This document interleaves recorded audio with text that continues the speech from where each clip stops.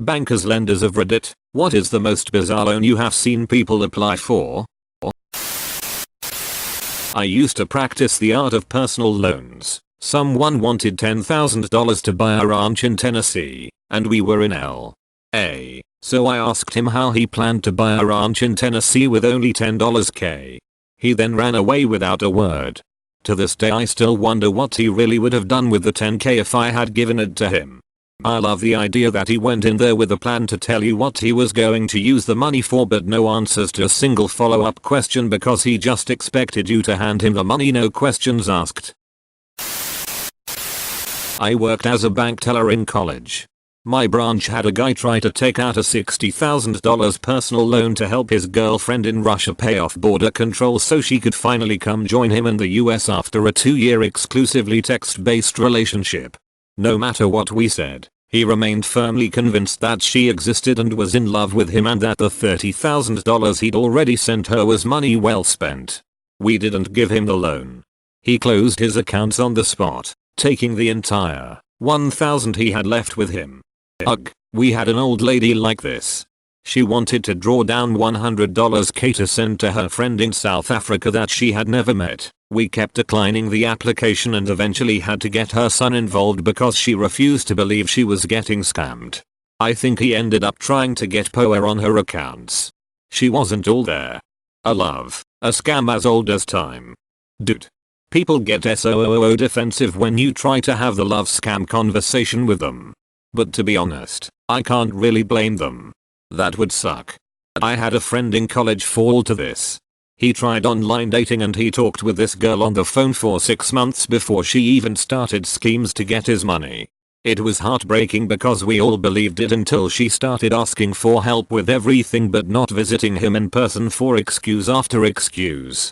It was his first girlfriend and he was finally gaining some confidence in himself as a person. One of my co-workers had a customer get approved for a business credit card and he quickly used that to spend $10K on breast enhancement for his wife.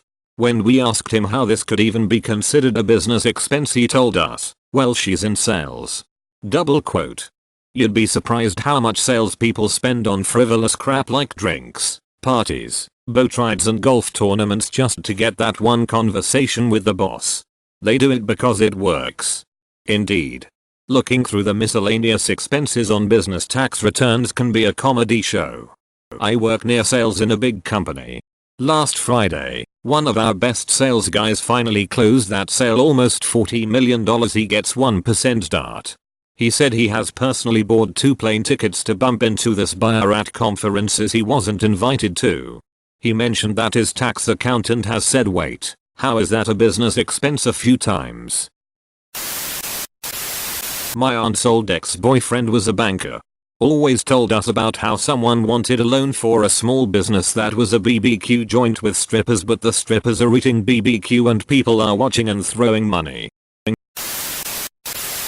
Don't know if it counts, but my fiance is a banker and had an unemployed, retired I think, guy legitimately not understand why he couldn't use his credit card limit as income to get approved for a mortgage. Genius. This just increases my salary by 50%, so I guess I can indulge a bit more. My banker told me a story of a rapper who asked for a loan to make his music video, where he produced an itemized list of the various items he'd be renting, including 2 kilos of cocaine. He's usually not one for telling tall tales, but this just borders the line between believable and not for me. Most surprising thing is the guy was planning on renting cocaine. I'm sure he would have returned the 1 kilo of cocaine he was planning on renting. A woman called asking for a personal loan to pay the negative balance in her account that she owed us. Yeah, I see this every so often. They're always puzzled that we won't do it. I felt bad cause she obviously wasn't all there and she was very upset and asking how she's supposed to live and do I want her to die. Fortunately this was all over the phone and in the end I said sure, I'll have a loan officer call you but they will tell you the same thing. So we had a guy come in wanting a car loan for a used diesel truck. The truck was $15K. Unfortunately the truck had high mileage and his credit wasn't the greatest and we could only approve him for $6,000 and 15% interest. It was not a good loan and I told the customer as much. I advised finding a lower mileage, newer vehicle and waiting 6 months to repair minor credit issues in order to get a lower interest rate. He insisted on getting that truck right that very moment. He proceeded to tap into his retirement funds. Probably paid some insane penalties and taxes, paid the $9,000 down payment and signed the paperwork for the loan. 3 months later he sold the truck at a loss. Gentleman came into my small local credit union to apply for a car loan. Great, what kind of car is it? A Jeep. Awesome. What's the exact model? It's custom. Well, what year is it? 1989. Oh, HMM, a little on the older side. And the mileage? Not sure, the guy I'm buying it from is in different state. Oh, I'm sorry sir, it would have to be registered in state. Oh. Well, do you know how to register a monster truck with the DMV dart? Excuse me? Yeah, the Jeep's been converted to monster truck. I'm not just gonna drive it around. Oh. I'm so sorry, we won't be able to finance your out of state, vintage, monster truck. That's a shame because that sounds awesome as hell. Not a banker, but I heard a co-worker at a previous job complaining to someone that his loan application for his cigarette company was denied. His logic was that he enjoyed rolling his own smokes, so why not start a business selling hand-rolled cigs? He legit thought he would make millions doing it. Why did he think he needs a loan for that? You can just start selling. He just wanted the money to buy a better rolling machine, and his plan was to sit at home, roll M, package M, and sell M in stores. He legit had this idea that he would be on a competitive level with like Marlboro. That's that scale he somehow had in mind for his one-man operation. I tried looking it up, and the best I can guess is that Marlboro makes roughly 8 billion cigarettes a day. In his defense, he was probably too busy rolling cigs to do that research. Saddest one I ever got was a 88-year-old woman who applied for a $100 loan to get a window AC unit for her trailer. She didn't have a computer to apply online and wasn't able to drive, so his daughter drove her to the branch. The temps were getting up to 104 that summer and it was dangerous for her to be inside. The unit was $60 but she was too frail to pick it up and needed the extra $40 to get it installed. We couldn't approve her and I was a little upset about the daughter. She couldn't save $40 for 2 months to help out her mom. If this ever happens to you again, contact Adult Protective Services. If it was dangerous for her to be inside her house, they would be able to help her. Some municipalities, probably not the ones with trailers, though, provide free window AC units. I used to work in a department of Wells Fargo that specialized in the weird. All the loans no other department would touch. It started as a way to keep business customers with lots of money happy. Like a courtesy loan knowing that we would make money from them elsewhere. One of the most iconic loans that we used as an example to explain to other departments what we did was a loan where a farmer put up a barn as collateral to get a loan to buy his wife's dentures. This is sweet and kind of sad too. Were they approved? Oh yeah, approved and on the books for a few years until they paid it off. I make agriculture loans exclusively. No other loans except to farmers and ranchers. Borrower's wife comes in mid-40s, asks to borrow $10K but doesn't want husband to know. I ask the purpose, she beats around, then finally tells me she needs the money for breast enhancements. I tell her I can only make loans that enhance the farm, then she gives me this big spill about how it would increase her husband's morale, thus a better farm. Still hard no. Somehow she gets the procedure. 2 years later she has nice breasts, a new husband, and together they own half of a cotton farm. I still bank the first husband. She needed large tracts of land.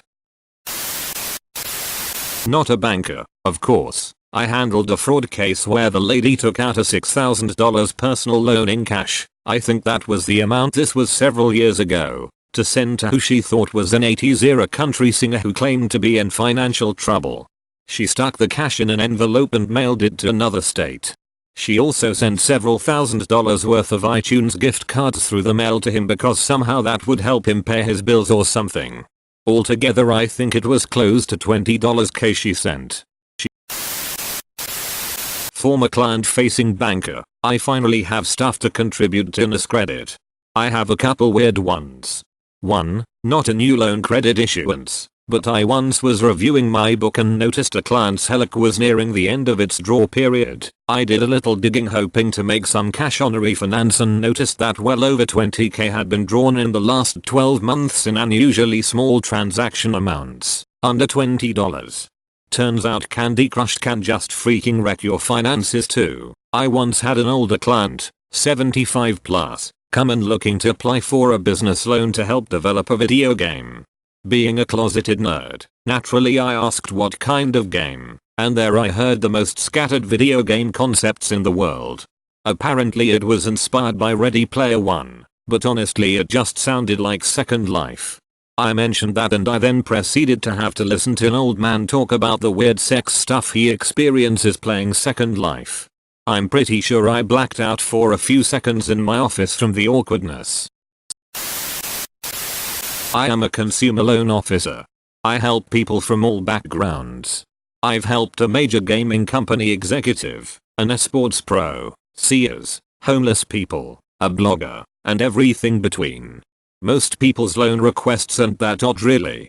Maybe the type of vehicle they are looking for is a bit odd, like one guy trying to buy a cement truck for his everyday driver, or the guy that asked me if he could buy 2 cars and fuse them together to make some weird pickup hybrid under one loan. But the most odd thing I have ever seen was actually a nice SUV we were supposed to repo. This guy was a carpenter and knew we were going to repo the car eventually as he was out of work. Crazy ass built a detached garage around the vehicle. When you opened the garage door you would be standing next to the driver's side of the car. The side walls of the garage were about 2 inches from the front and back of the car, so there was no way that car was moving without pulling his little garage down. I actually have no idea how that dispute ended. I also have no idea why the guy wouldn't give up the truck but would build an entire garage around it and make it impossible to move. I work in tech, specifically in the mortgage industry. The funniest thing I saw was a closing disclosure, the document you get before your loan that covers all your payoffs among other things, for someone who was paying off a ton of debt from a variety of sources by refinancing their home. They had a section K, which is basically third-party payoffs, that was literally longer than our document form could handle. Normally this section can handle 10-11 payoffs, and it's rare for us to see more than 2 or 3. This person had close to 40, which is just insane. It took our tech team 3 days to get a new template that would work, get it approved, and fix the software so it could be handled. We used to offer a home equity line of credit with the marketing along the lines of it's like turning your house into a savings account. It even came with a Visa card. Had a monthly adjustable variable rate tied to the prime rate. People applied for it like mad, and that is the most bizarre loan I have ever seen people apply for.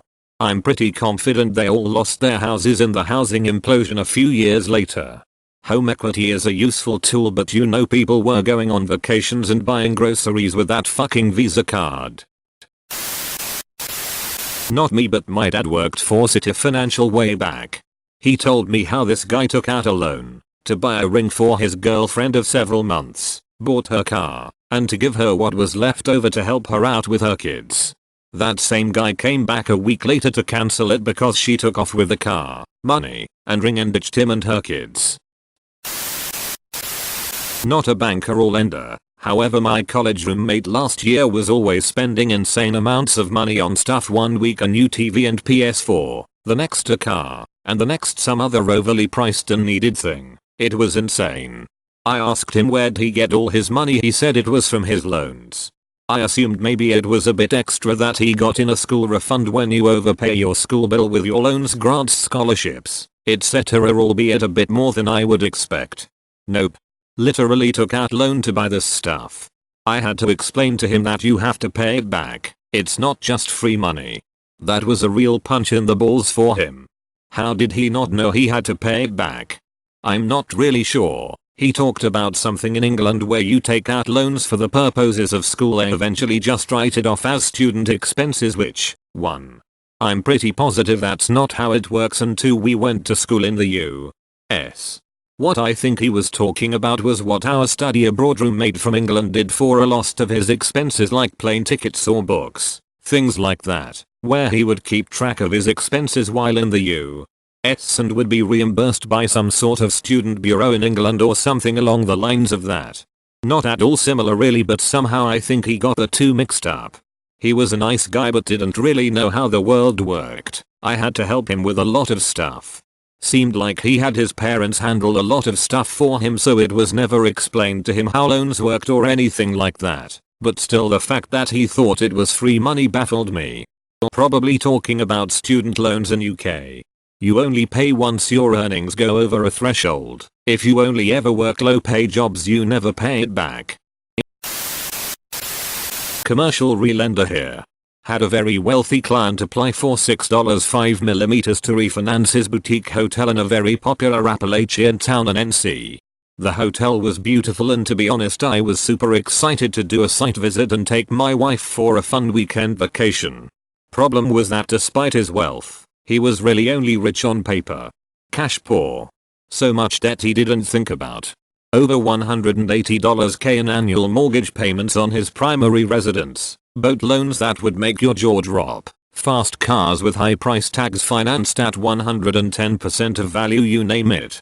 Anyways, I broke the news he wasn't approved, much to his surprise, and he asked why. I politely told him it was related to his debt service requirements and stupidly used his jet loan, baddest citation CJ3, as an example. Not 2 days later he called back and said he had sold his freaking jet one. The institution I work for uses historical cash flow, so even though he no longer had that debt, I still had to account for it in my spreads over the past 2-3 years. 2. How do you sell a jet in 2 days? Needless to say, he was pissed and tried to place the blame on me, completely disregarding the fact that his lavish lifestyle got him there. Moral of the story: rich people do not like being told no when they're used to being told yes all the time. TBH probably could have done the deal with the liquidity he got from the sale, at less leverage, but he wanted to keep the cash to himself. SMH. Still think about this from time to time. A guy wanted $200 for concert tickets. His credit score was 420. He did not get a loan. Used to work with a 60-year-old guy who tried to get a $50,000 personal loan to finance his own family genealogical research, including expensive DNA testing and travel to possible worldwide locations to search archives. I didn't know him well, but he was a nice guy with a weird obsession for medieval shit. Always talking about swords and horse riding. They actually gave him the loan, but at 15%. To his credit, dude went full tilt into it. He immediately started with DNA genealogy shit, not just the companies that do this, but getting in touch with universities, non-profits and all sorts of shit. We lived near a hub airport and dude started flying every weekend to Nick and enter different small towns across the US. It was probably 6 months into this when he took a few weeks off during our slow season and he never came back. Turns out that all of this was for an inheritance claim in France. Edit. I assume he got the inheritance, but I don't know how much. Apparently enough to immediately retire and live in France. He doesn't have social media and we weren't close or friends, just worked at the same place. In 2007, my buddy, who had been a bartender, was hired by a regular at his bar to become a mortgage underwriter. One of his first customers was a guy who made $1,800 per month applying for a loan that had a monthly payment of $3,600 per month to start, but it was an ARM, and it was slated to increase to $5,400 per month after 3 years. And this loan was to buy a boat, not a house. The guy who hired my buddy came in and told my buddy to underwrite the loan. And that's the story of how my buddy quit his new job before his first shift even ended. This guy came in asking for a loan to get his dope growing business up and running. When I denied him, he shouted to everyone in the bank that I sexually assaulted him at a party. Did you? $40,000 Helix so his son could buy crypto mining equipment. Aren't crypto miners the reason why the price on certain PC parts skyrocketed a few years ago? I once had a client apply for a loan for porn supplies. I was the unfortunate one who had to tell him that we would not be giving him the $150,000 loan. I want £10,000 but I'll pay it back in a week. You see, some guys are currently driving round London in an armoured truck full of my gold and I have to pay them £10k for bringing it to me. My long lost uncle built up a fortune in Africa and recently passed. This is my inheritance. When asked if he had ever met his African relatives, the answer was no. When asked if he'd ever heard of them before they rang to tell him about this truck full of gold, the answer was no. So apparently the courier had loaded the truck and sent it on its way before they had even contacted him to tell him about it, and they were aimlessly driving round and round London waiting on their fee. Didn't matter how many times I told him he was being scammed, he didn't believe me. He was 19 with less than £100 in his account and no job. Needless to say, we did not approve the loan. B called me a bitch and said he'd have my job. I stayed there another 4 years before I left to have a baby, so clearly didn't manage to make much of that threat. Not a bank lender, but the borrower. This was embarrassing. I had never taken out a loan in my life because I was very frugal and lived within my means. My credit card had barely any activity on it even, although all payments were paid off within the billing period. My very first loan at 25 years old was for my dog's orthopedic surgery, $5,000. She was a great dog. She had a bum leg. I wasn't going to let her die for lack of $5,000. My banker told me straight up that he would put the dog down if he were in my shoes. I started crying. That's the embarrassing part, because I never cried at that time, and told him he could just fuck right off, and to give me goddamned loan because I had the collateral to cover it. I owned a house. I cried so hard that people in the outer area started noticing.